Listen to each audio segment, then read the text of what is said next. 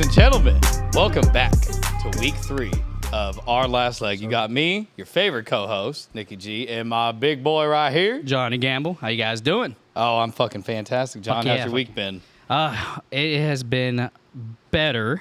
Sports related, though. Man, I'm sure you guys are going to react the same way. Who would have thought most of these teams really fucking lost? And most of these underdog teams really fucking won. Yeah. You know? It was definitely one of the craziest Sundays we have ever had in the NFL. Cowboys got absolutely embarrassed by the Saints.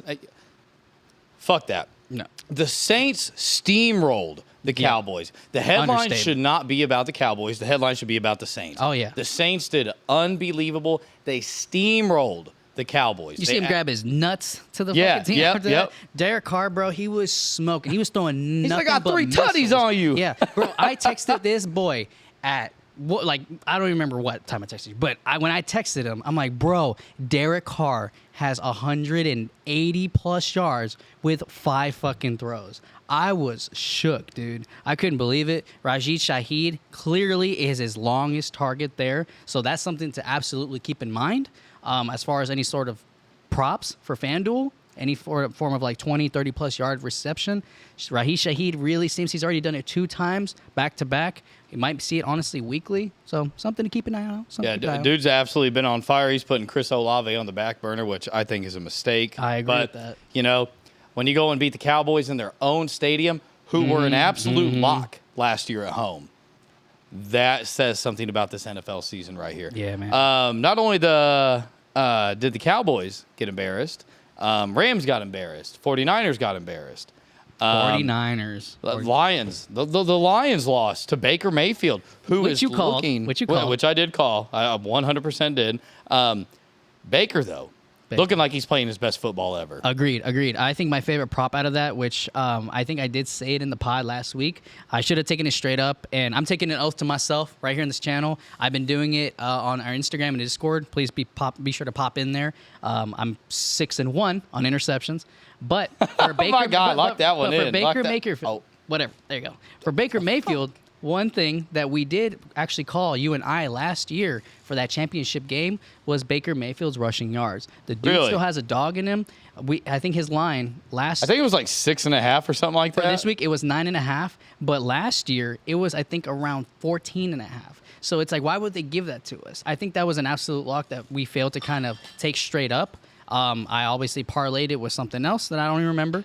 But I think that's something that we should keep an eye on when we know that teams where they need to absolutely move the ball, a team against like the Detroit Lions, that is something to keep an eye out for Baker Mayfield. 100%. 100%.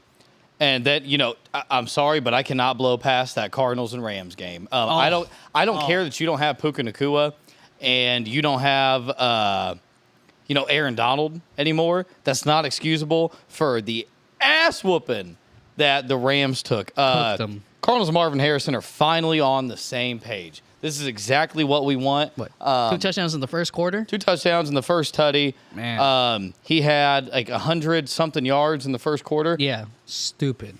Can you tell me who was the last player in the NFL to have 2 touchdowns and over 100 yards in the first quarter? Let me guess. Is his dad? It was his daddy. Yeah, I knew Boy it. playing just like his daddy. I love it. It makes me so happy. I'm officially a Cardinals fan, just in case anybody was wondering. Oh, really? Oh, I'm rooting for him now. I like him. Hey. I like Kyler. I never. Right, so you're a Marvin Harrison fan. Yes. Okay. But I also never disliked Kyler. Like, I always wanted him to do good things. The dude had a fucking baseball offer. He had an NFL offer, and he ended up going with the NFL. Yes, dude was an all-star baseball player. Fun fact. But the biggest takeaway from last week would have to be my boy Hawk Tua. I feel really, really bad for him. 3rd concussion. In case you guys didn't see it. I'll put it here on the screen for you guys. He basically was just sitting there with his hands in the air like this, like for a couple seconds, yeah. And then he finally puts him down, walks off the field on his own accord. But 100% another concussion. That is not a good sign. That is not a good sign. The Dolphins' backup did not look good, and they do not plan on getting somebody else. He left in the end of the 3rd quarter? right? I think it was the fourth. And do you want to hear the craziest part about his injury? I know what you're about to say, but do you know who he ran into? Exactly. These are literally the two most fragile players in the NFL. DeMar, right? Hamlin. DeMar Hamlin, yeah. The guy who literally, and I'm glad again that he's okay. We don't ever wish any sort of injuries on any NFL player. But it was a very sad time that time. But DeMar Hamlin, number 3 or 13? No idea. Regardless, he was the guy who basically went into cardiac arrest. Basically died on the field. And they stopped that whole game. So with Tua literally running head first into DeMar Hamlin's chest, we could have probably saw 2 people die in one play. Yeah. To be honest. But I'm glad that didn't happen. Tua was able to walk off on his own feet at the end of that. Yes. It did look a little scary. I really thought he was about to have another seizure. His hands did go up just a little bit similar to what happened last year. He had a little seizure there because of that concussion. I think we might be seeing a near end to Tua's career here soon. Pretty sure he doesn't plan on retiring. So, best I guess of luck. that's my opinion. Yeah, no, 100% he should. But best of luck to you, Tua. Whatever you decide to do. Yeah, if you ever make your way over here to this podcast. But I respect you. Fuck the sad shit. Let's go ahead and get into Thursday Night Football. Yes, sir. We got a great Week 3 coming up for you guys. We got Thursday Night Football. Patriots going to go see the Jets. Patriots at the Jets. Jets are favored at -6.5. And the over-under is at 37.5. Divisional game. Just have to make that clear every single time. Now, We'll get a sign here eventually. I don't know how much of a factor that's going to play in this game, seeing as how these are two pretty new offenses. Yeah, and, exactly. Exactly. New head coaches, new quarterbacks. I think it would have been a little more different if Tom Brady was still in the picture. Correct, Or at least 100%. Bill Belichick. But that's not the case here. Continue. Correct. This actually should be a good matchup, in my opinion. Mm-hmm. But with the way the NFL is going, can you fucking tell me who's going to win this game? Honestly, not necessarily. No, I can't. No, there's no fucking way. Patriots are coming off of an overtime loss to the Seahawks. They were really, really close. But Yes, they were. But holding off a good defense such as the Seahawks, I think that was still pretty impressive. And frankly, and I'll be honest with you, I didn't even think they were going to win Week 1 against the Cincinnati Bengals. Neither did I. And that was completely mind-boggling to me. Side note, though, on that game, the officiating for the NFL came out and did say that Mike Gesicki did catch that ball, and the Bengals should have won that ball game. Really? Yep, they called his last touchdown no touchdown, and they went back and reviewed it multiple times. I'll put it on the screen because I don't remember this play. And, they basically said Mike Gesicki did catch the ball in the end zone, and Bengals should have won. But it doesn't matter because the Patriots are 1-1, which nobody expected. Coming off the Seahawks 23-20, Hunter Henry, probably the best day of his fucking career. Yes, sir. 8 catches for 109 yards. I'm not sure if he has turned into the only reliable target for Jacoby Brissett. Good word. But Jacoby Brissett does love his tight ends because they're such quick dumps. Jacoby's not the kind of guy that's going to throw you a 45-yard, bullet downfield against the sideline that you can get up one-on-one on. Yeah, Jacoby's he's not that guy. He's not Gronk. Drake May very well could be that guy to throw that ball, but sir. What the Patriots are doing, I absolutely respect. Even Brady just came out and said it, and I said it last week. You need to let these rookies learn a little bit. Yep. You got to let them watch somebody else make mistakes. You have to. 100%. There must be a learning curve in any sort of position you play. I mean, that's almost anything in life, too. And that is exactly right. And Hunter Henry, he has at least been a very loyal tight end behind Gronkowski ever since he left the New York Patriots. He has been a very reliable one. How the Patriots have been performing, granted I'm a fan of them, I still feel a bit skeptical. I'm not going to lie. But they're really catching me off guard, but in the most positive way. I really didn't think they were going to be able to perform this way without Tom Brady, without Bill Belichick. And honestly, they're holding their ground probably compared to other teams that you probably wouldn't expect. And I really am excited to see how they perform moving forward from here. Again, it's divisional. It is against Aaron Rodgers this time. Right. So can we really see something like Jacoby Brissett outshine Aaron Rodgers? His line is already short as it is. I think it was 175 and over, which is honestly pretty nice. But again, the New York Jets do have a fairly good secondary that could probably make that a little tough. Hence why most of these receiving yards, if you guys take a peek at the sportsbook, whatever you use, take a look at the Patriots receiving yards, and it's honestly quite promising. It's just a matter of who you think is going to throw to. But right now, I think you and I are probably leaning in the same direction. Yeah, 100%. But enough about the Patriots. Let's go ahead and jump to the Jets. Let's jump to the Jets. Yeah, we do. Jets coming off of a terrible win against the Titans, 24-17. I think a touchdown is not terrible. It's not terrible, but they were favored, weren't they? With what the Jets have at their disposal. Thank you so much. Yes, I could sir. not think of that word. What they have at their disposal, they should not be losing ball games at all. Not by a touchdown. Not against a team that has Will Levis at quarterback. Okay, the dude's fucking embarrassing. I'm glad he's in my division, simply because I know that we're going to steamroll the Titans. Yeah. But once again, Breece Hall and Garrett Wilson are the front runners on this offense, and that is no surprise there. Rodgers looks good for coming off of an injury. Rodgers does not look like, I don't know, a 5-year ago Rodgers. Don't get me wrong, still an elite quarterback, and he only has so much that he can do. But I'm sorry, but, barely. Did he even hit 200? See, that's the thing, bro. Like, take this into account. Okay, the boy, the man, the cheesehead himself, couldn't break 200 yards.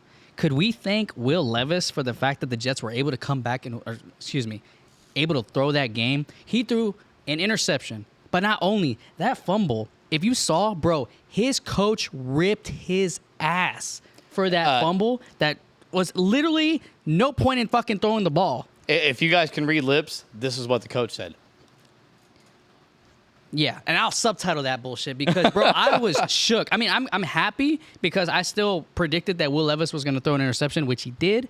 But the fumble is the one that I was absolutely distraught by, because who in the world would absolutely do something like that? And that's probably why his coach was so heated. All Will Levis could do was just, put his head down and couldn't believe that he did that. Tuck but tail. It's not the first time that he does a turnover. It seems to me that we're going to be expecting a turnover from this guy literally every single week.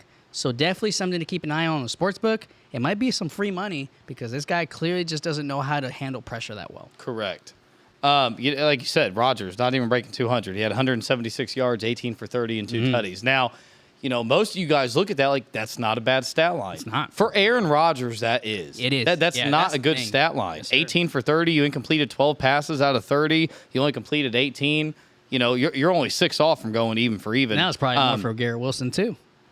Yeah. Probably. I mean, there's just nothing special about either of these teams. If Breece Hall ever wants a chance of winning a bowl, he's got to get off the Jets. But Patriots, like we already said, they're performing better than we expected. Absolutely. 100%. Yeah, 100%. Yes, sir. They have managed to keep a lot of their offense on the ground, and they are finding success in it. Ramondre Stevenson, he is a fucking dog on that field right now. I really like the way that he's playing. They rank 3rd in the entire NFL right now for rushing yards. Can you believe that? I did not know that. Yeah, that's crazy. Yeah. That's fucking wild. But I think he's averaged a touchdown once per game so far. Granted, we're only 2 weeks in. All right. So they have also, in week 1 and week 2, I'm sorry. The Patriots have had over 170 rushing yards in both of their games. That is insane. The Patriots! It doesn't make any fucking sense. But for the Patriots, it does, and they know how to utilize it, and they're going to keep working that. The Jets have given up over 300 rushing yards in 2 weeks, and the Patriots will look to keep that ball rolling or running. I should say. I think I like where you're going with this.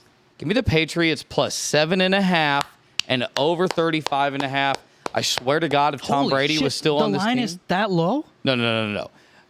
Holy. Jets are favored at minus 6.5. Over-unders at 37.5. You know me, Nicky G likes to play his cushion, so I'm going to take the Patriots for a tutty as a cushion on the spread at plus 7.5. Like that. And then over 35.5, that doesn't seem unfeasible to me. Yeah. That seems very doable. If I'm breaking over 100 fucking rushing yards at least, I expect 2 touchdowns to come from the team.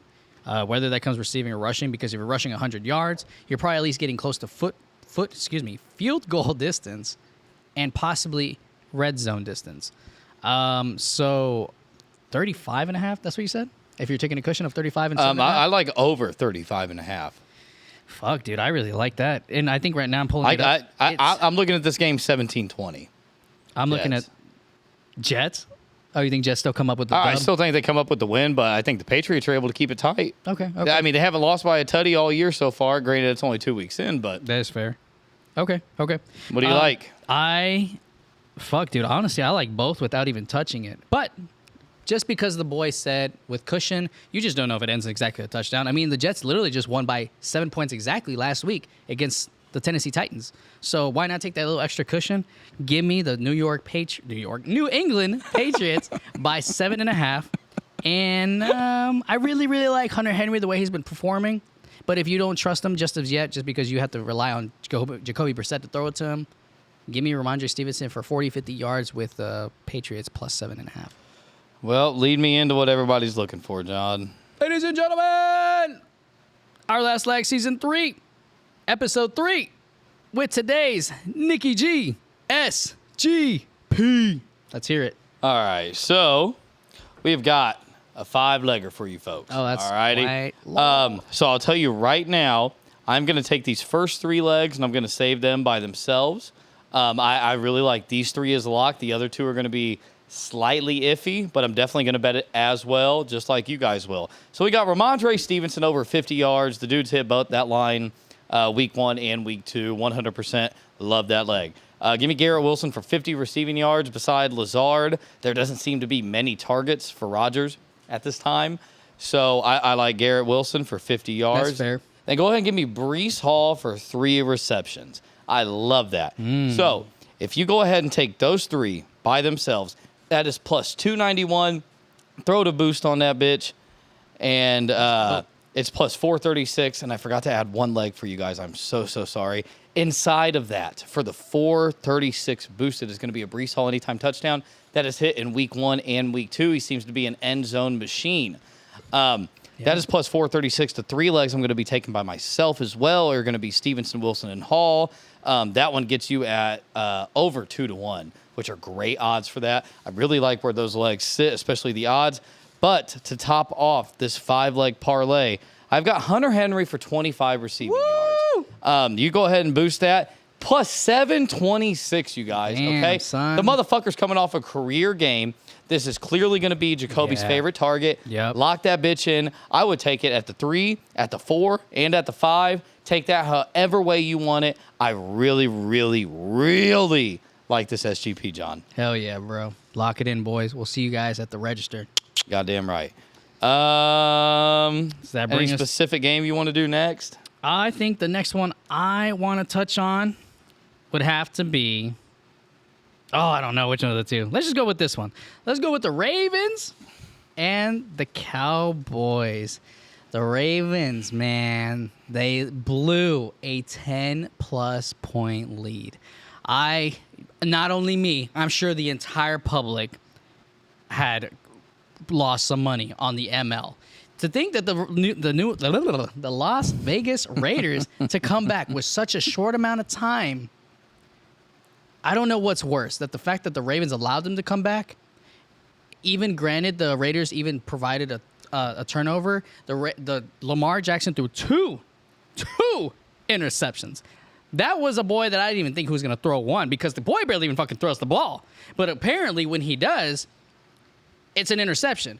This guy, everyone knows that Lamar Jackson and the Ravens are absolutely notorious for not only just them running the ball, but let's stick to the game plan, boys. Why would the fucking Baltimore Ravens try not their best to get this dub? I think because they are now 0-2, they are now going to be going on a divisional game, I think, right? Are the Cowboys divisional? No, not for the Ravens. Sorry. But overall, they're going to be 0-3. I don't think they don't have the balls to let themselves lose 0 and get their record to 0-3. They need to make a come up. They need to make sure that they're locked in. Zay Flowers is obviously doing everything he can. He has to rely on Lamar Jackson. I think they're trying too hard to rely on Derrick Henry now that he's a part of that arsenal too much, and they lost their ways on how to utilize their arsenal. Mark Andrews finally got his touches. I'll say that. I think that's something that they're finally starting to utilize once more. Likely still got his touches too, and that's the thing that we need to see. But with Lamar, if he continues to throw the ball the same way he's done the past couple of years, then they should be good. I would think. One should think. But the Cowboys, Dak Prescott, he's clearly in the shitter right now. We got two teams here that we either see the Ravens go 0-3 or the Cowboys go 1-2. These two teams, I don't think I can even choose who's going to win or who's going to lose. It's just a matter of who's going to make the most turnovers that allow the other team to win. That's the type of predicament that I think I'm in right now. I can see both of these two. I like I said at the beginning of the season, guys, I have a niche for the interceptions right now, but this one is just fucking all almighty. Don't you dare. I can't tell you who's going to win, but I'm going to take Lamar Jackson for an interception. He doesn't throw the ball that much, but the Cowboys have one of the most absolutely best defenses and secondaries That in same the fucking defense NFL. that just let the Saints drop 44 on their head? Yes, sir, but against Derek Carr, the dude was absolutely doing nothing but missiles. And honestly, he did throw it semi-far to Rashid Shaheed, but any other receivers that he had, the receivers did most of the work after the catch. Lamar Jackson, when he does throw the ball, someone like Zay Flowers, it's always a deep ball because he knows he can get the short yards through his own legs or Derrick Henry's. Yes or no? You can't disagree with me on that one. Are you going to disagree with me on that one? Honestly, this game's hard. It is hard. It's hard for me to talk And it's in about. Dallas. That's the other thing. That's another reason why I think the pressure's going to get to Lamar. He's going to want to throw the ball. The Cowboys are going to get to him, and he's going to throw a fucking pick. I don't know who wins, guys. I really don't. But I'm going to watch this fucking game. I'll tell you that much. Well, yeah, John said it all. Ravens going to see the Cowboys. Oh, yeah, you're right. Shit, I just went right to it. In Dallas. Ravens going to see the Cowboys. Ravens are favored at -1.5. I got carried away, guys. Bro, this game is This motherfucker amazing. just broke my heart, man. I wasn't gonna bring up any of that shit, and he just went off on, and I couldn't stop him because when he gets on a roll, he's on a good roll, and I knew that he was just gonna be spitting facts, and I don't know, dog. yeah, that was heartbreaking to listen to, man. That really sucks. Yeah, no, I'm sorry, fam. No, you're good. You're good. Ravens. What's over and under? Ravens favored at -1.5. Over under sits at 49.5. They're favored at home? The Ravens are favored. Oh, sorry. The Ravens are favored in Dallas? Yeah. Oh, I did not know that. Yes. I did not know that. Excuse me. Excuse. Ravens coming off of a loss against the Raiders, 26-23, which should have been a cakewalk for the Birds, but that did not happen. Cowboys coming off of an absolutely embarrassing game against the Saints. This is what leads me to believe this defense is buns. Yeah. One of the mistakes the Cowboys made in the offseason was getting rid of Stephon Gilmore.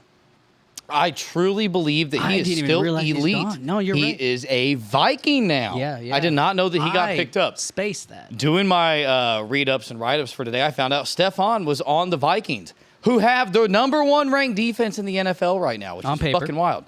But back to our regularly scheduled program. 49ers are not in this. Cowboys, they lost 44-19 at home. I think everyone in the world had high expectations, not just for the Ravens, but for the Cowboys too. Yeah. Absolutely. Even me, I know what the Cowboys do. They have a killer regular season and blow it in the first round of the playoffs. They've been doing that religiously for the last 2 decades. But during the regular season, I think there's just something we didn't see coming, right? And I can't figure out. I can't figure out what I'm missing. And at the time, I couldn't figure out what it was. But I did figure out what the missing issue is. But I'll get to that in just a second. The reigning MVP is 0-2. 0-2, which is absolutely embarrassing. And the Cowboys aren't a lock at home anymore. What the fuck is going on with the NFL right now? Yes, sir. The Cowboys were a guaranteed win at home last year. Guaranteed you could throw that on any parlay slip you wanted. It didn't matter who walked into their house. Cowboys were giving them a run for their money. The Cowboys know how to throw the ball. But here is where their problem lies. The rush game. The rush game, folks. Exactly. That shit is absolutely dreadful. They thought bringing back overweight and out of shape Zeke was their problem solver, when all along, all they had to do was keep Tony Pollard. I don't like the Cowboys specifically for that reason. Tony Pollard is an absolute stud, and they really thought getting rid of him and having Dowdle and Zeke in their backfield was the answer to their problems, and it's not even fucking close. They take a guess on how many rushing yards those two have combined for. Those are the two leading running backs. They're 1-2 punch and through week 1 and 2. How many rushing yards do you think they have? Which two again? Zeke Elliott and Dowdle. Those are their 1-2 punch. Zeke will run one, Dowdle will take one. I assume it's going to be pretty low. I'll say 120. Oh, no. 112. Oh, I was close. 100, yeah. 8 yards. I was close by 8 yards. Nice. We'll go ahead. I'm shook.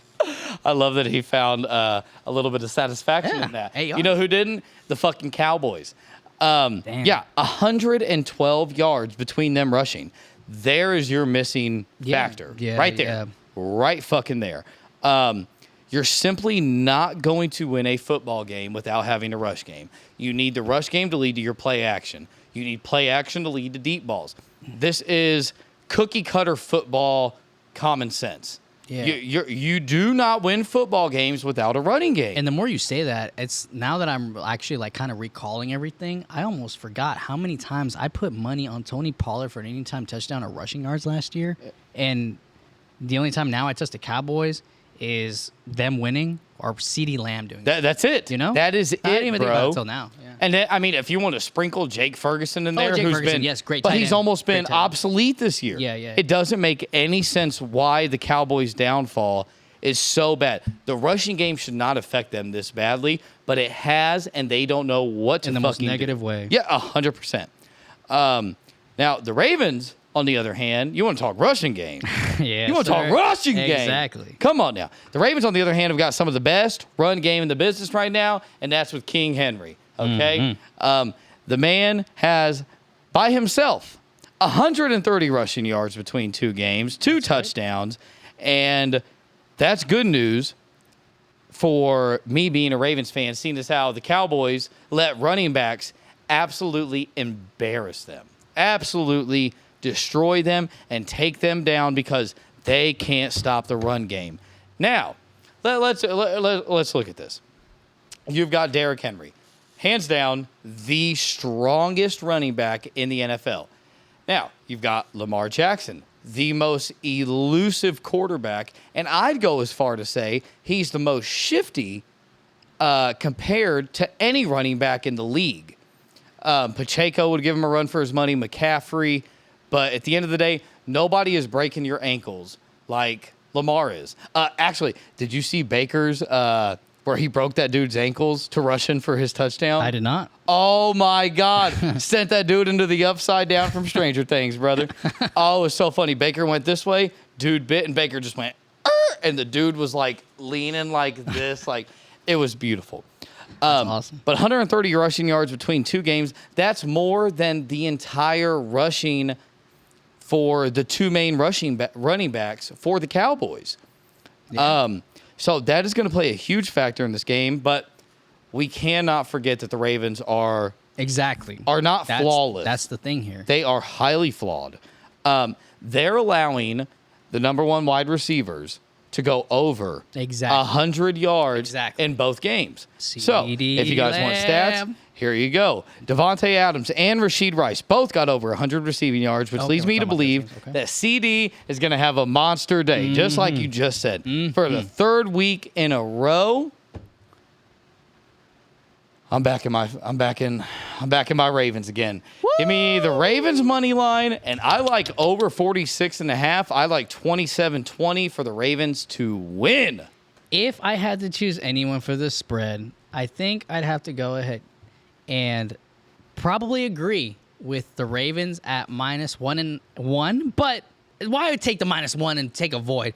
Give me the Ravens on the ML. The reason I say that too is because they have to play the Cincinnati Bengals, which is a divisional game. They are not going to let themselves go 0-3, guys. They're not going to let it. They're going to have to go 1-2 here. They got to beat the Cowboys no matter what. Don't have a choice. That is my lock. That's what I'm going to go ahead and say. What is the next game we're going to go ahead I think the next game that we touch on is Eagles and Saints. By golly, is this going to be a hell of a fucking matchup. We have got the Eagles going to go see the Saints in Nolans, down in Nolans. Eagles at the Saints. Saints are favored at -2.5. You've got the over-under sitting at 49.5. Eagles coming off of a heartbreaker of a loss, but a heart warmer for the Falcons. Sir. Yes, sir. Eagles lost to the Falcons on Monday Night Football, 22-21 in beautiful fashion.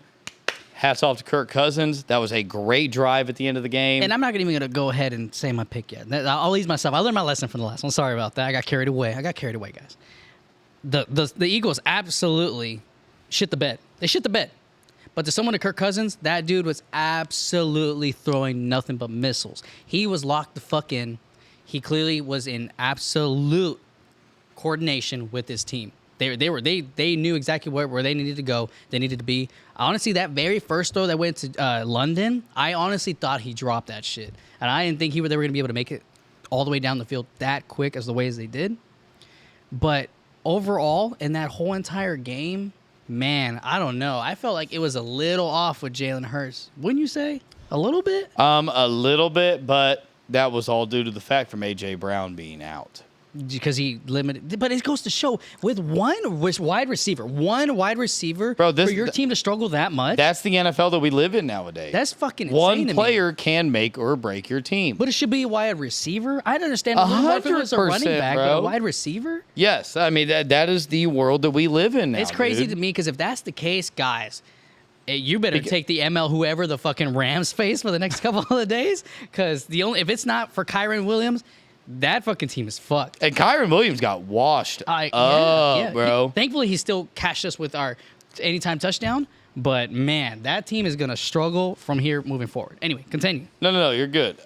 Saints, again, marching in. You know, the Saints come marching in. And they march right out of the Cowboy Stadium with a 44-19 victory, which is nutty. Absolutely fucking nutty. There's only one thing that has to be concerned about the Saints team. Saints? We're talking about the Eagles and Saints? Oh, yeah, I'm tripping. Sorry, continue. Okay. The one thing that has to be concerned about the Saints is going to be the inconsistency of Derek Carr. I see a lot of Jared Goff in him where he's going to throw you 300, 400 yards. Next game, 169. You think that? 100%, bro. Why? But I have something to back all of this up, okay? I'd hope so. Derek Carr makes me a very nervous bettor when betting on him. Simply for the fact because he was with the Raiders for so long. Now, let's go over what Derek Carr had to deal with the Raiders. New wide receivers, new coach, new offensive coordinator. The list goes on and on. The dude could never flourish. And then they bring his best friend to the team, who is Devontae Cold Bad Boy Adams, to the team. And you know what they do? They're like, Derek Carr, you're gone. It didn't make any sense to me whatsoever. But I am happy for Derek Carr that he is out of that piss poor, sad organization. The Vegas Raiders are strictly focused on making money. The franchise, we'll touch on that next time we touch on the Raiders. But I'm really hoping it was simply because of his situation in Vegas, Oakland. I don't know if he played in Oakland. I don't think he did.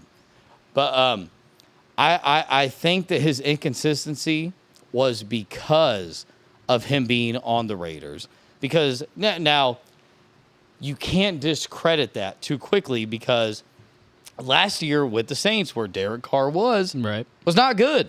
He wasn't good. They were okay. Yeah. But his first year there, learning the players, learning what they're good at, learning what they're bad at. Derek Carr has a very high football IQ. Okay. I can agree to that. You know, he's on fire. He's absolutely on fire right now. 443 yards, 5 touchdowns between 2 games. Can we expect this for the end of the season? I don't know. And a rushing tutty for Derek Carr. Oh, yeah. Now, we were comparing quarterbacks last week, and You know who I see a lot of Derek Carr from? I see Derek Carr and Baker Mayfield kind of coinciding together. In what sense? In the sense that, they're not scared to run the ball. They're not scared to fight for their team. And despite what the media says, those boys still know ball. Both of them were kind of written off and just assumed to be, eventually they're going to become a backup quarterback. Yeah, that's fair. Yeah, I can agree to that. In that sense. Now, like a Jimmy G. Yeah, it might. Well, no, not Jimmy G. Fuck Jimmy Garoppolo. That dude is a dumb fuck. He don't even deserve. He deserves to be a third string. Personal belief. But Baker and Derek both have an absolute dog in them, and they are willing to fight for their guys and put their best foot forward in the situation that they are in. And it has worked out for both of them 100%. But Derek Carr, I really have a lot of faith in. With that being said, it doesn't hurt to have Alvin Kamara in your fucking backfield, or your fantasy. Yeah, all right. Was that a jab? Because Alvin Kamara beat me this week. Specifically, I feel like that was a little 1-2. Yeah. I mean, he's not on my team, but yes. Anyone who has him on his fantasy, man, you guys are absolutely lucky. Yes, very much so. But if you picked him up, you know that it was a crap shot because last year, the Saints did Saint shit. Kamara would have 219 total yards. Next week, 43. 43, combined. Or something like that. Yeah, something absolutely ridiculous. But, you cannot talk about this game without giving credit to the Eagles. Meanwhile, we got the Eagles, who've not been playing bad football, in my opinion. Especially with being down their number one wide receiver. Losing by 1 point, it's like, I'm sorry, but if A.J. Brown was in there, they win that ball game. Because they knew they put their best cornerback on Devontae Smith, which ended up drawing the second best corner to Dallas Goedert whenever he broke out, past the linebacker area. And, with A.J. Brown, now let's switch all this around. Now you've got the number one cornerback and possibly a spy on A.J. Brown. And then with Devontae Adams, you've got single-man coverage all day. On Dallas Goedert, you got single-man coverage all day. And both of those guys are legitimate threats when you were more focused on A.J. Brown. But the biggest thing that has happened to the Eagles, the best possible thing that could have happened to them, tell me what it is. I guarantee you already know. What is the best thing that happened to them this offseason, the Eagles? The best thing that happened in the offseason? I don't know. I was picking up Saquon Barkley. Oh. Simple as that. Oh, DeAndre Swift is absolute buns. Dude looks like dog shit on the Bears. Yeah. He fucked us on a parlay. Yeah, 25 yards. He hasn't missed that in 10 games. God forbid the motherfucker goes 11. So thank God for Saquon. Yeah. I think Saquon is an absolute dog, and he is finally getting to show off what those big-ass thighs mean in an NFL football game. The dude is an absolute fucking unit. He is so slept on because of the Giants treating him and using him so poorly. I really, really like Saquon's situation now, and I'm happy for him. Despite him going to a divisional rival, which is normally a no-no in the NFL. That'd be, I don't know, Jonathan Taylor going to the Texans. Damn. Sick, bro. Yeah. That's heartbreaking out the gate. But the Eagles 100% do not win football games without A.J. Brown. Yeah, I think I've honestly realized that after the last game. I didn't take too much on the game, to be honest with you, but everything you've been saying, honestly, it makes fucking sense. And again, like you said, probably this is the time we're living in the NFL, that if one player, one key player, even if it's a wide receiver that has to still rely on the quarterback to give him the ball in the first place, is out, it really, really shows the true colors of the team. 100%. And then the other aspect, you let me know if you agree or not. I think the one aspect that this Eagles offense is missing is figuring out how to get Saquon more involved in the pass game. Yeah. Now, That's fair. they did try last game, and it is going to be very, very hard for them to put their trust back into him when they're within the 10-yard line and it's 3rd and 3 and Saquon's wide open and Jalen Hurts throws a beautiful dime. I mean, Saquon's sitting there like this. Ball comes in. Saquon goes. I know you were going to say that. And that's one thing that I've been seeing trending on social media is that one pass that Jalen Hurts was on 3rd down, giving it to Saquon within the 20-yard line. And if they would have gotten the 1st down, they would just need it for the last 3 snaps, and they would have won the game. Correct. But should it have come down to that point, can Saquon Barkley truly take all that weight and say, hey, guys, this game is on me? No, and absolutely not. That's why we double back to my first point. The Eagles need A.J. Brown. Yeah. They need him. Exactly. Who knows if that fucking play would have even gone to Saquon? It would probably gone to someone else. Yeah. But, or again, they would at least use A.J. Brown and Devontae Smith as a decoy and then dish the ball to Saquon. We'll never know, obviously, but that's just something to keep in mind.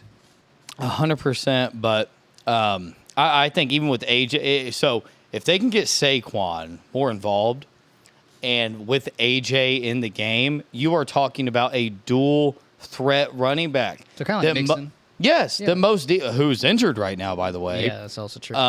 We'll bring that up in just a few minutes.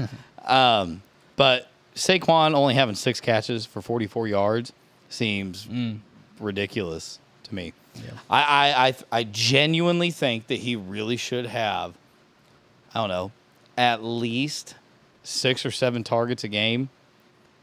I don't think that's that crazy. Targets? No. Yeah, you're right. That's not. I think, again, we've entered an era. They even take it on the low side, 5 to 6. Yeah. Even, like, again, we've entered an era in the NFL right now that all these running backs are being utilized a little bit just as much as little wide receivers. Yeah. Honestly. But this game does have a lot of potential to be very high scoring with a lot of yards. But I'm going to take the team that is putting up the most yards. And I'm sorry to say, but don't be sorry. Give me the Saints money line and over 46.5. I will not take the under, but I do like the ML. The New Orleans Saints on the ML, minus 152 on FanDuel as we record this. At home. In casa, which I like too. I like that. I really do. Derek Carr has been throwing nothing but darts for the past couple of games. So give me the New Orleans Saints with maybe 200 passing yards by Derek Carr. Should be close to plus money. And if it's not, I really like it there anyway. I'm going to learn to not just get greedy and get to that plus money. But I like it so far. I think the money that you can find in this game, if you're looking towards Derek Carr, is going to be his over-under of attempts. I know there's very few sports books that allow that, but I would take his over on attempts. What's it sit at? I'm not 100% sure, but whatever it is, I would definitely take that simply for the fact that, you know, the Eagles are not going to allow them to run the score up. I really don't think that. Don't get me wrong. They are both at 31.5. For attempts? Yep. Which is interesting. I didn't think Jalen Hurts would be that high. For attempts, Yep, really? I am looking at it right here, my friend. Here, right. It might not even focus, but right there. Here you go. 31.5 each. Jalen Hurts and Derek Carr, which really is shocking to me. Fade what I just said. That's really high. That's really betting high on that's ridiculous when he only threw 16 passes last week. Exactly. That's stupid. That is significant. That's a bad bet. So, don't touch that. Yeah, that's why I was like, whoa, wait, let's give it a second. Because if the dude's already throwing 200-plus yards with 5 throws, fuck, he might even have to throw for the rest of the game. Yeah, but then again, you know, I highly doubt that they rushed the ball 28, 31, 34, 35, 36, 37, 38. 39 times. They strictly did that to keep the clock flowing and to make sure that the Cowboys had less and less time on the clock. Yep. I don't think that's going to be the game plan for the Eagles. The Eagles, but at the same time, I would not fucking touch that. Now for Jalen Hurts, I like the over on that. Only if A.J. Brown is out. Okay. Only. So this is the only one question I have for you about this game, and I'm pretty much done with it. I found this just now. Both of these are plus money. Both.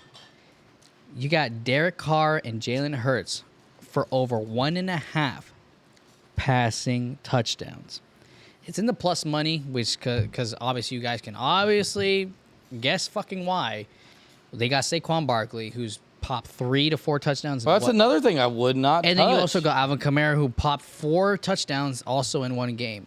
So obviously these two love to give the running backs the touchdowns when they're in the end zone, but I don't know, man. I'm a little. What are you leaning towards? I think that I'm leaning based off of the past 2 games, Derek Carr for over 1.5 touchdowns, over 1.5, because I feel like the Eagles are going to be expecting Alvin Kamara to go ahead and push through just as much as they're expecting Saquon Barkley. What? That they're going to be like passing is like, no, let's give it to Calvin Kamara? Yes. I don't think so. Especially because He's the hot hand. But Derek Carr doesn't pass it, or excuse me, rushes it as much as Jalen Hurts. Correct. Baker Mayfield, Correct. Quarterbacks like that.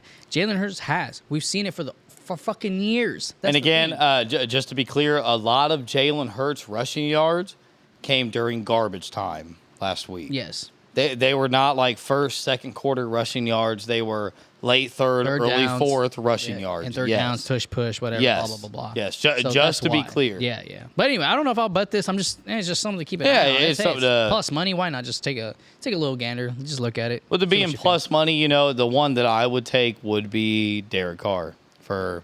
My plus 108. Plus 108? That's what I'm saying. They're both plus money. Ooh. So Johnny might have just found a gem. Johnny Gem. Fuck Johnny Gamble's Johnny Gem. Yes, sir. Well, all right, man. That's all I have for this piece of this game. Boy. But I guess I give me the Saints. I like the Saints to win this. Eagles just aren't promising. I'm not a fan of Jalen Hurts. Regardless, I could probably see him for another fucking interception. To be completely honest with you, if you can pick off someone like Dak Prescott 2 times in one game, and Jalen Hurts is already someone that I already think who's going to throw an interception regardless, I could see it happening. But that's just my opinion. I think that brings us to the last game that we want to talk about, right? We got one last game, folks. Do you want me to do it? Bring it in. All righty. We have got the Houston Texans. They're going to go see the Vikings. Houston Texans at the Minnesota Vikings. Vikings are the underdog. Texans are favored at -2.5, and the over-under sits at 45.5 right now. Vikings are coming off of a sweet game, unbelievable fucking win, absolutely, against a very, very injured 49ers Tell team. me, did you guys fucking win money on that game? I bet you fucking did not. I bet you fucking did not. If you did, post it in the comments. I would love to see. It's not that I'm doubting you guys, but we were stuck for our money line parlay between the Colts, Chargers, 49ers, and Cowboys. You know how many times... Guess who we did not take? Yes. One team won out of that, and that was the Chargers. Bro, and yes, you're right. I forgot about that. And, bro, you know how many parlays I saw that Sunday with the 49ers to win, the Cowboys to win, and the Chiefs to win. Those Chiefs, this is not the game we're talking about. Just let me say one thing. Those Chiefs won because of that millisecond pass interference. If that did not, it was pass interference, 100%. Yes, I'm not saying it wasn't, because it was. But it's like, if that one guy would have timed that fucking defense just a little, great defense. He jumped too early. He would have been fine, and they would have lost the game. There is no way they would have fucking got it. Anyway. All right, divert. Chiefs Bengals. The Bengals. Now, granted, the Chiefs, once again, it is the Bengals versus the Chiefs and the refs. The Chiefs got away with a ridiculous amount of holding calls. Yes. Ridiculous. 100%. Absolutely insane. You think it's because Taylor Swift was there? You think that? No, I think it's just because the Chiefs are the new Patriots. Mahomes is the new Brady. They give him any call that he wants. All these years, I never used to fucking say, like, I don't know but now, like, about, looking back, you kind of see the bullshit that Brady got. Yeah, is this how you guys felt all these years? The man literally said he deflated the football so he could throw it back. I can't. I can't. And, don't get me wrong. I'm still shitty. Mahomes is an unbelievable quarterback. Yes. Unbelievable. We'll never take that he back. He will go down in the, right now, top 10 all time. Yes. All time already. 10's a very good number. Right He is very, very close to being top 5. Yeah. Quarterbacks, yes. But, Mahomes can't control the refs, and Jamar Chase single-handedly blew that game for him. The second that he decided to go get lippy with the ref, when he thought there was pass interference, yes. and Joe Burrow throws him backwards, and Jamar Chase goes back at the ref, 15 yards, puts him out of field goal range. Joe Shiesty was pushing him away and everything. It's like, bro, you need to calm down. He fucking shoved Joe Shiesty out the way and everything, bro. I was telling Babe, my wife, like, are you seeing this shit? Because she's a fan of Joe Shiesty. We all are. Come on, it's Joe Shiesty. But anyway, everybody loves Joe Burrow. But the way he was acting, bro, you're acting out here like you're fucking Marvin Harrison or something. Like, bro, what? Yeah. Well, like, you're good, but you're not fucking great for this one. This is the same guy that's saying he needs the same money as Jay Jettis. He's fucking when Jay tripping. Jettis had a 97-yard touchdown. I went back and looked. Bro, insane. Jamar Chase had less than 5 100-yard games last year. I was sick to my stomach, bro. I'm like, bro, you are out your fucking mind. And even out on the sidelines, he was still going off, bro. Yeah. Like, this dude, anyway, all right. I'm sorry, you do not deserve more money than Justin Jefferson. Nope. Hands down, you do not. No you shot. got Joe Burrow throwing you the ball and you can't break a hundo, and you got Jay Jettas having Sam Darnold throw him the ball. Exactly. And the motherfucker's breaking 130. Yes, graded 94 came from a crazy touchdown. But that doesn't matter because he still popped off and killed it. Yep. So for you to think that you deserve Jay Jetta money is absolutely fucking ridiculous. I agree. Man. I agree. Anyway, we digress a little bit. We digress. But, we are back to the Texans and Vikings now. CJ Stroud did not have a bad day. 23 for 36, 260 passing yards. Yep. And a tutty. There's one thing that we can, I'm assuming that you can agree with me on. Let's hear it. Nico Collins is 100% the number one wide receiver for the Houston Texans. Yes, sir. There's not a question in doubt. Zero. He racked up 8 catches, 135 yards in the tutty against the Bears defense, who, don't get me wrong, Bears defense is immaculate. Stellar, bro. Immaculate. Slept on. Immaculate. Absolutely slept on. I won't doubt their defense no matter what. From this point moving forward, nope, zero. But despite the Bears defense being good, let's double back to Nico Collins. Do you know how tall he is? I don't, honestly. 6'4". Can you guess how much he weighs? 215. 225. Not too far off. I'm so good. The dude is built like a tight end and runs like a wide receiver. Yeah. Nico Collins is dangerous. He is a hell of a fucking ball player. That's what scares defenses right there. And that is why he went 8 for 135 and a tutty. Nico Collins is a more elusive and shifty DK Metcalf. I will stand on my fucking grave until everybody agrees with me. DK's good, Nico's better. There's only one thing, though, that I'm highly disappointed in this Texans offense, and it's the ability to get Tank Dell going. Yes. I brought that up to John last week. Yes. I really thought that. So let's double back to the 2023-24 season. Tank Dell was the savior of this Houston Texans team, which led them to their playoff run. If you want to deny it, you don't know ball. You do not know football. Yep. Tank Dell was an absolute stud last year, okay? And the fact that they have put him on the back burner really, really bothers me because, granted, yes, you do have Stephon Diggs, but you also have the same guy that literally kept your season alive last year. Yeah. So that is one thing they need to do.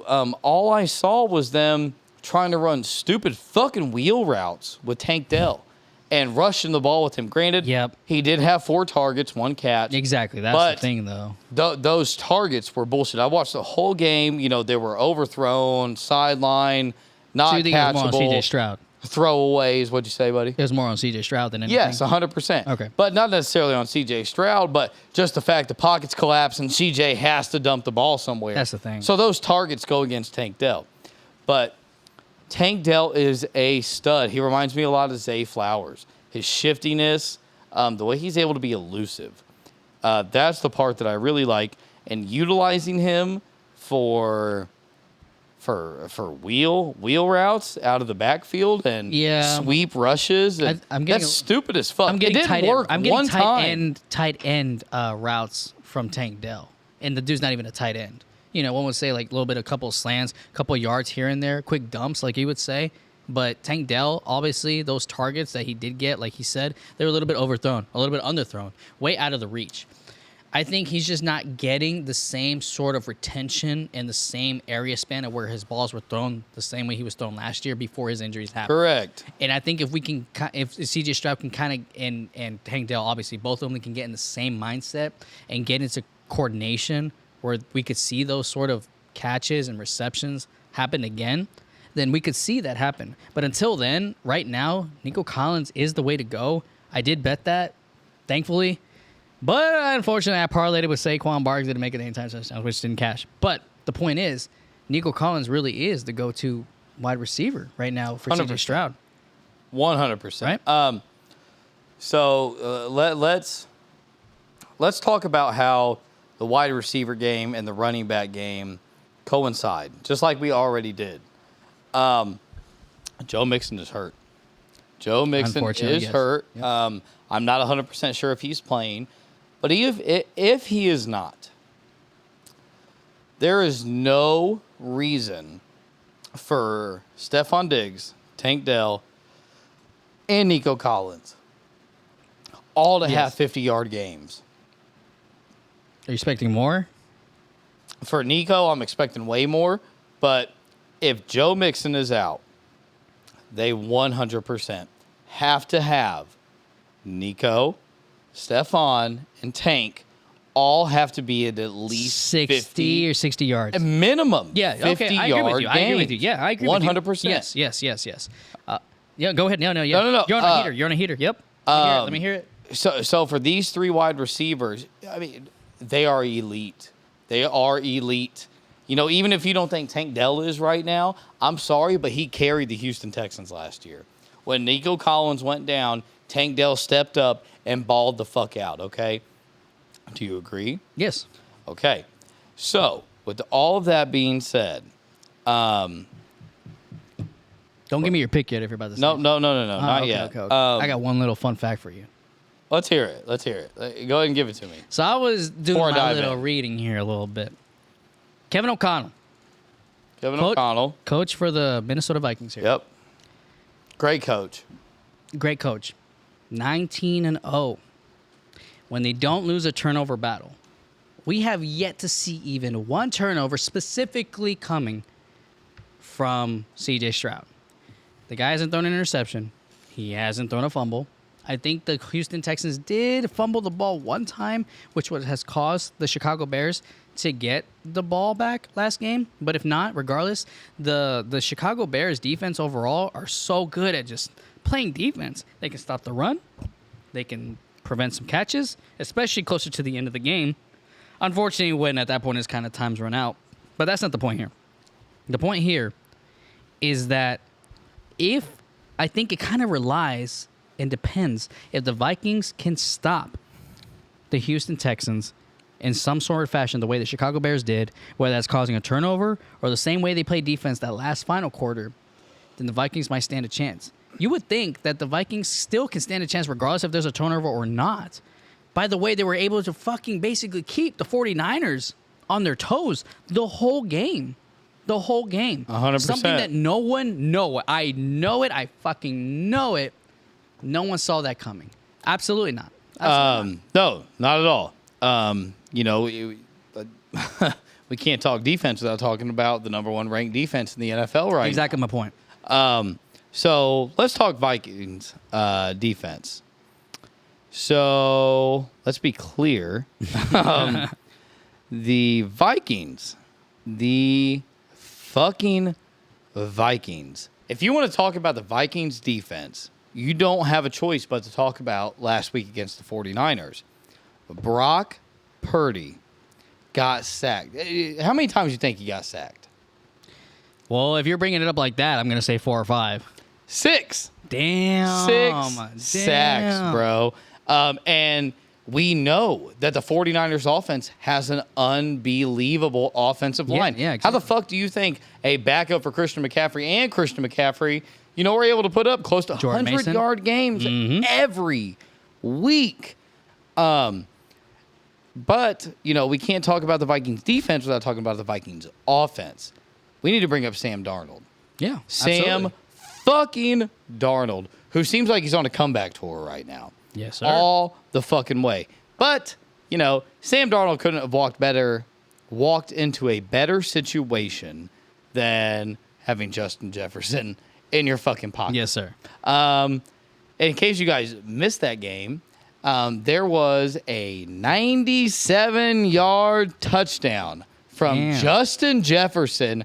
They were at the 3-yard line, sent a bomb down to Jay Jettas, and golly, did that boy take it to the house. Sir. Yes, sir. He absolutely put him in an ankle wash, and they might have to go see their therapist after that.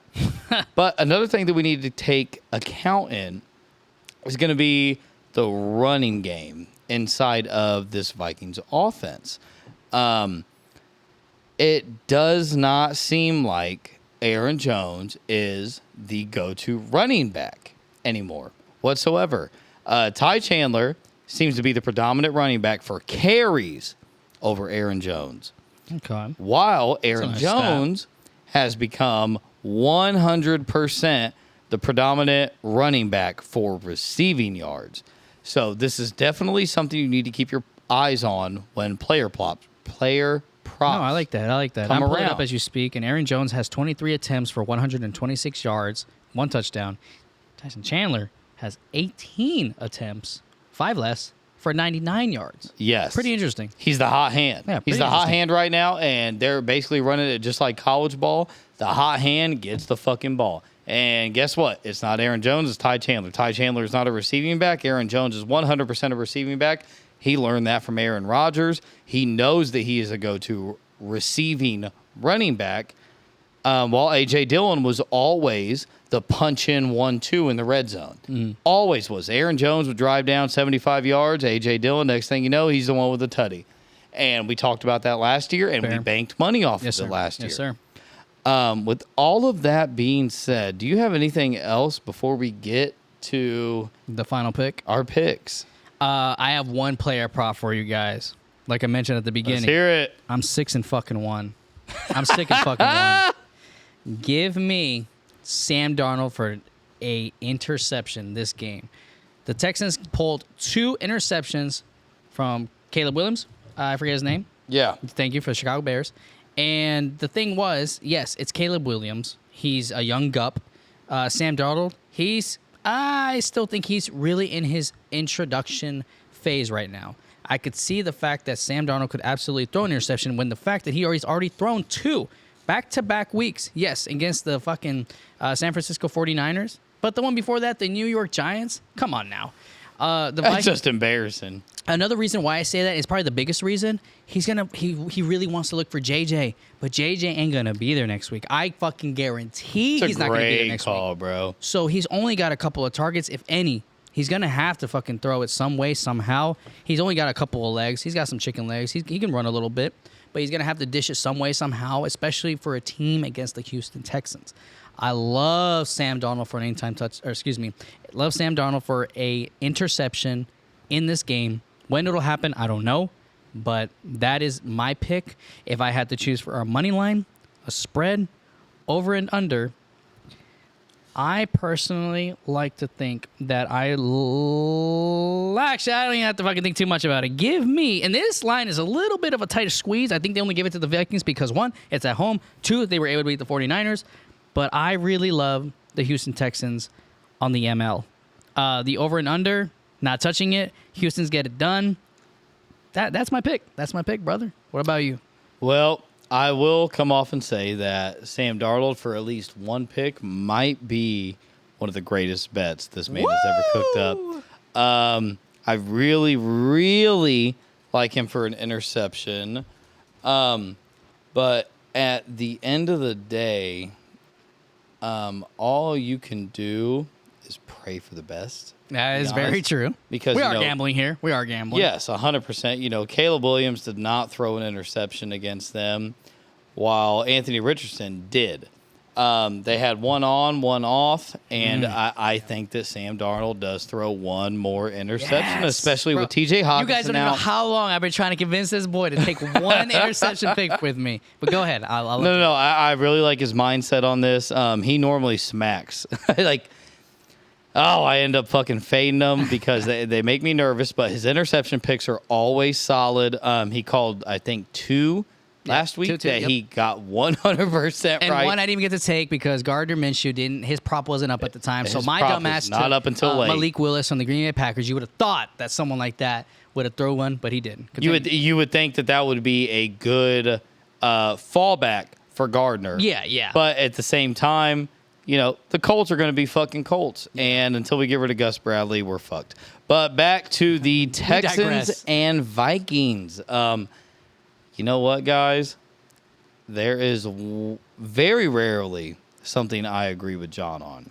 What's up? But I agree with the Texans money line. Woo! And I like over 42.5. I see 17-27 in this game. And that puts you at the over. I really, really like that bet.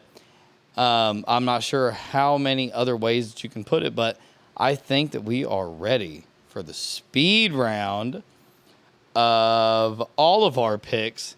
So if you guys are ready, buckle in, get your pen and paper out, get your phone out. If you have to, go ahead and rewind this. If you need us to talk slow, too goddamn bad. We fly through this motherfucker. So let's go ahead and start it off. We have got the Patriots at the Jets. Patriots favored.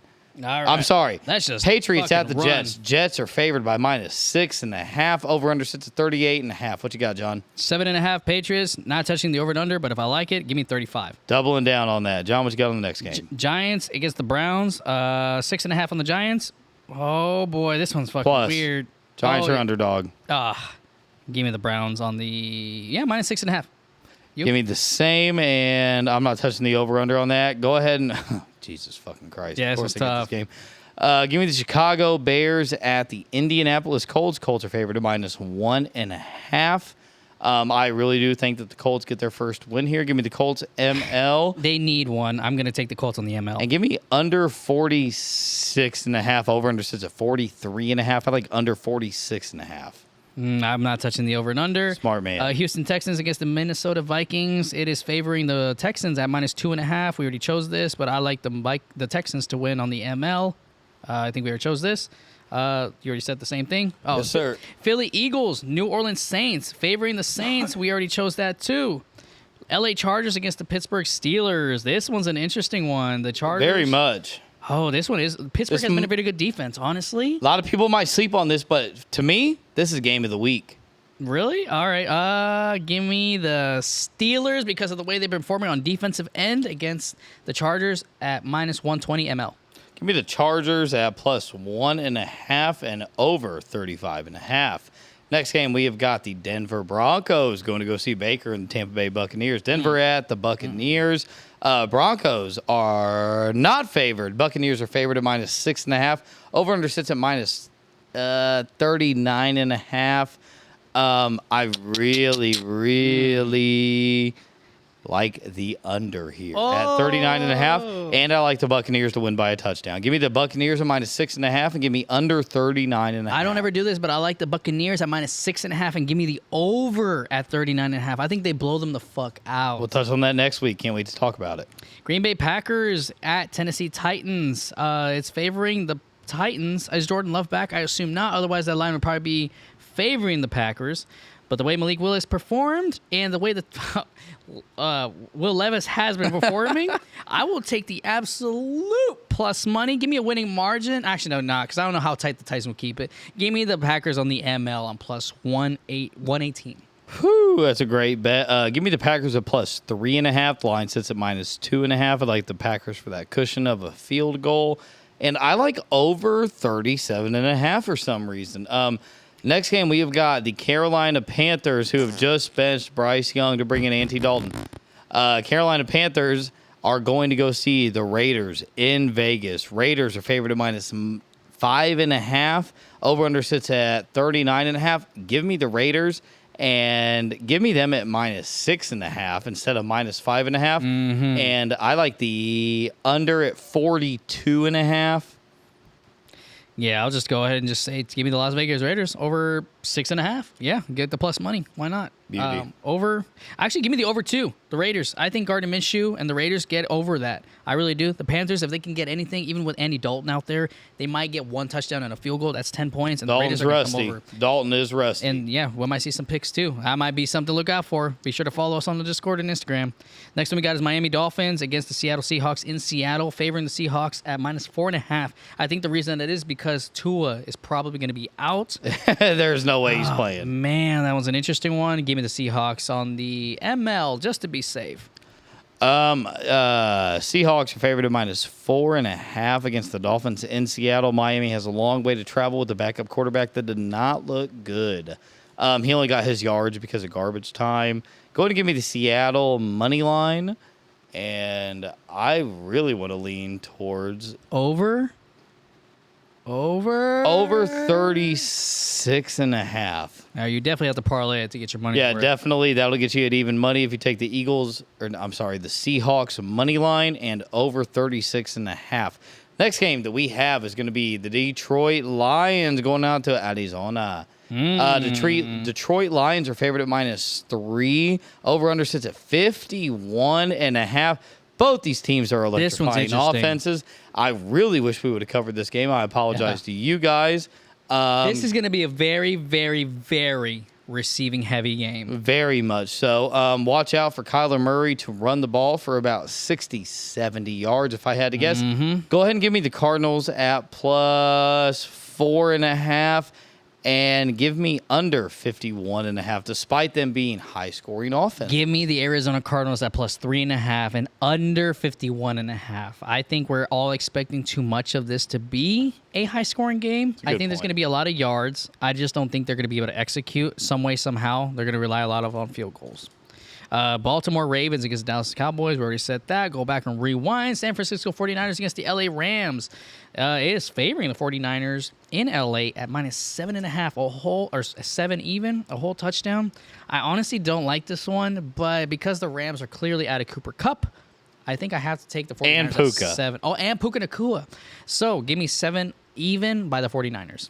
Give me 6.5 by the 49ers, and I like the under at 44.5. That is the straight line. Next game we have got the Chiefs and the Falcons. Chiefs are going to go see the Falcons in Atlanta. Chiefs are favored at -3.5.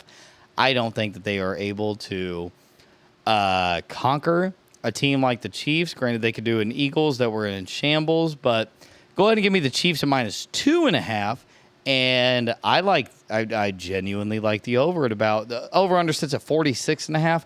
I like the over at about 43.5. You know what? Give me the under at 46.5. Johnny? Give me the Chiefs straight up ML. I think they keep it going. -172. It's a solid bet for a parlay. Jags against the Bills in Buffalo, -4.5, favoring the Bills. Oh, the Jags, I think, have been on a slippery slope. The Bills have been fairly consistent with Josh Allen. I really like that, to be honest. I like Josh Allen to take the dub in this one. I don't know if I'll bet it, but I like the Bills on the ML. I think they win straight up.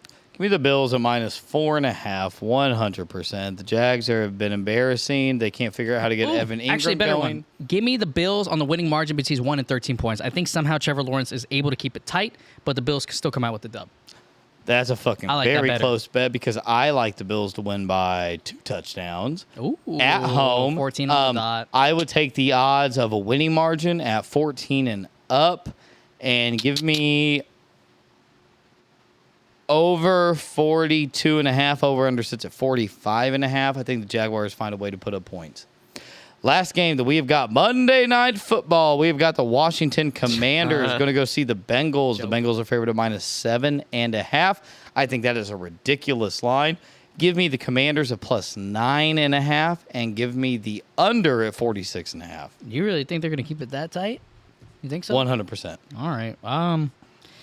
I don't know about this one. I'd rather not take anything, to be honest with you. Nah, take one. Give me the under 46.5. I don't know who wins. Pick the spread.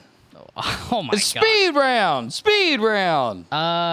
Give me the Bengals haven't been able to push far from any team they played. Granted, they've only played 2, so I guess if I like yours, then I'll take the Washington Commanders at plus 9.5. Oh man, that was a long one, guys. Sorry about that. There was a lot going on, but Sorry for the video missing. Yes, sir. It's a little technical difficulties, but we'll be sure to improve that in the long run. You'll see our logo in the back and everything else moving forward. But that concludes today's episode of Season 3, Episode 3. You got me, Jonny fucking Gamble, and my homie boy. Oh, Nicky G. We will catch you guys on the next one. Please be sure to like, subscribe, follow us on Spotify, YouTube, Discord, and our Instagrams for any live plays. You will miss out on some free cash, and we will, as always, catch you guys on the next one. See you guys.